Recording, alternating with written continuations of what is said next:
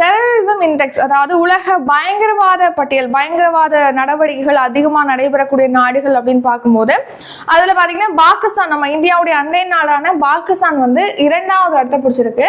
நம்ம இந்தியா வந்து 14வது இடத்துல இருக்கு.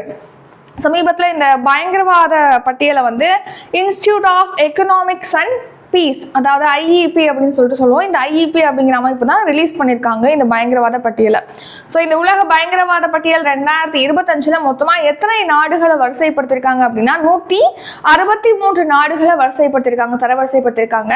அதில் செகண்ட் பிளேஸ்ல பாகிஸ்தான் இருக்கு. நம்ம இந்தியா வந்து 14வது இடத்துல இருக்கு.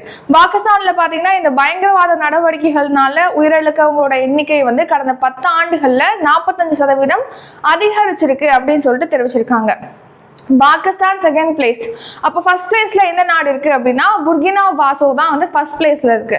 தேர்ட் வந்து சிரியா இருக்கு. ஃபோர்த் பிளேஸ் மாலி. 5வது இடத்துல நைஜர் இருக்கு. நம்ம இந்தியா வந்து 14வது இடத்துல இருக்கு உலக பயங்கரவாத பட்டியல்ல.